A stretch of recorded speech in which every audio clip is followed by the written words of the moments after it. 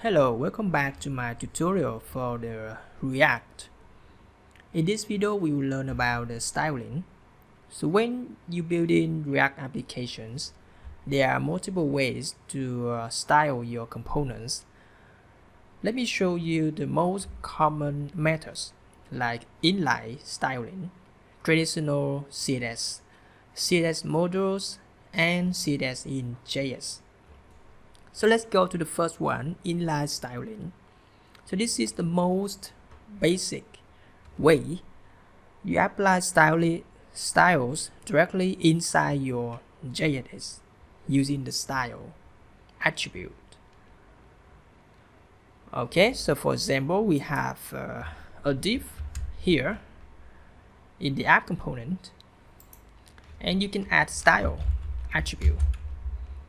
And to use inline, you need to use the double curly bracket like this.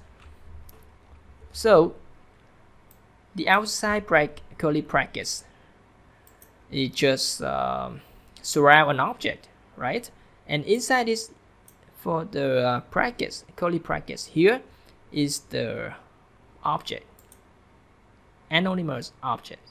Okay, and this object is styling inline.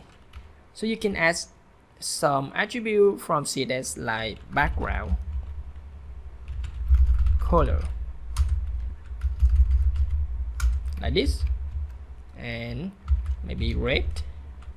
And you can also add something like padding, 20 pixels for example. And you add something inside here, inline styled box. So let's run npm start.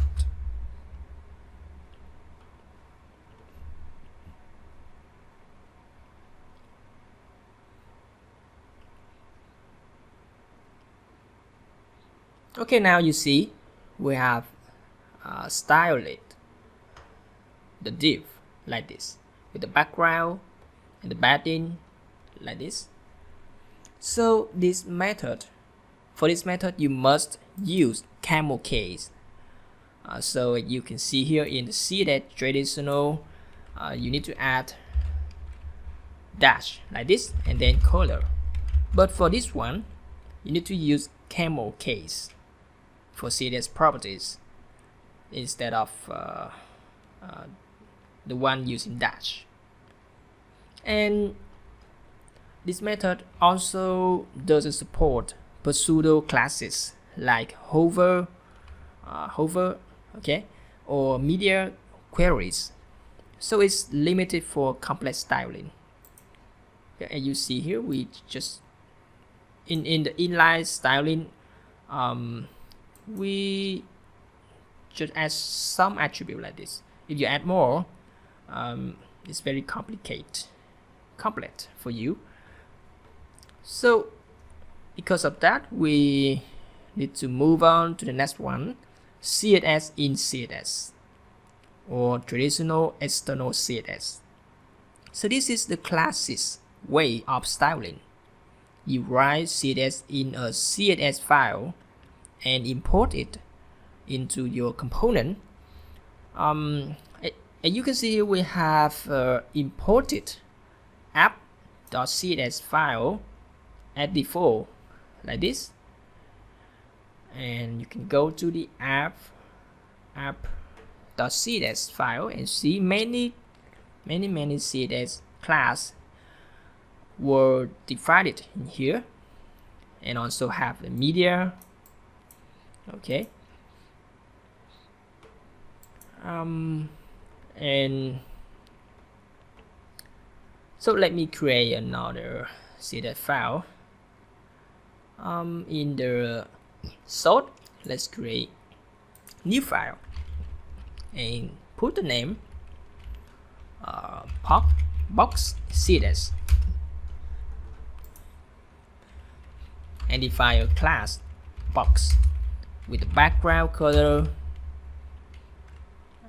red, and also the padding 20 pixel. Okay, go back to the app.js file, import the source. No. Oh no. Yeah. All right. Sorry. Box.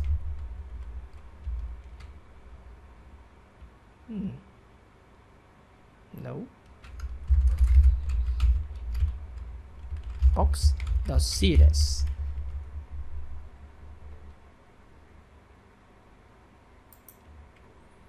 And for the style, you need to remove the inline style, and then using the class name and add the box like this. Save it and go here. We see the similar decoration. We style it from CSS like this. Alright, so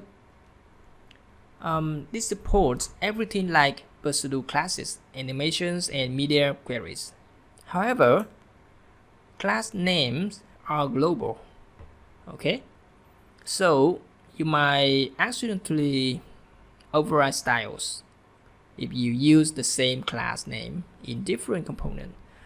For example, you have another file, CSS file, and you define something the same name like box, and you override the first one. So that's why we need to use CSS modules. So CSS modules solve the problem of global class names by scoping styles locally to the component. You name your CSS file like box module.css and then import it as module. Okay, so we change the box.css, change the name file with the box.module.css like this, and then inside the app, instead of import the file, you import style from box module.css like this. And in here, for the class name, you not put transparent text like this, you add styles and the box. Okay, and save it. Now let's see, we have the same result like this. So when React compile this, it will automatically generate a unique class name like so you can check like box and box module. We can check it by right click and choose inspect in the menu and open the body to find find the div. Okay, so you can see for the class, you see we have the different name, box underscore box and underscore webpack module like this.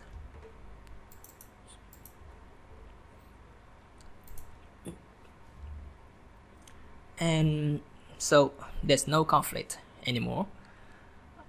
It still supports the pseudo classes and media queries, just like normal CSS. Alright, let's move on to the CSS in JS. For this one, we need to use library like styled component. First we need to install the library. Okay, go back to the package.json and add the library named stylet component, and also put the version for it 6.1/17. This is the latest one at the moment. Alright, and run the npm install to install this library from the package central. Alright, after we install the library, go back here, and to use this CSS in JS with the library stylet component, alright, so first let me explain how CSS in JS work. So you write actual CSS code inside your JavaScript file using libraries. Okay. Just first you need to import stylet from the library stylet component. Okay, and now you can create style inside this file. Stylet box equal stylet dot you want to create stylet for the div, you type div in here and use this side, the symbol, these symbols, and inside this symbol you can add the CSS like background color, red, like betting 20 pixel. I will change the red to blue. Okay, and you can also add the hover, a pseudo class hover, and when you hover on the div, you change the color to red. And now for the div, we don't use the div again, we use the stylet box. Okay, stylet box like this. Okay, and you can see when using this library, instead of create component or add in the CSS, we just modify the div with more CSS to decorate this div and change the name as a stylet box like this. Save it and start it again.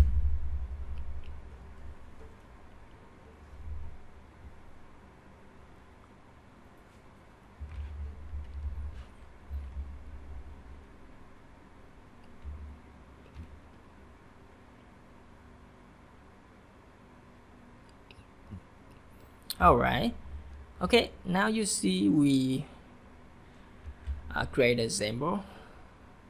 This is the result. When you hover on it, the background change to red. Okay, so this approach is great because styles are scoped by default. You can use JavaScript logic inside your styles. Okay.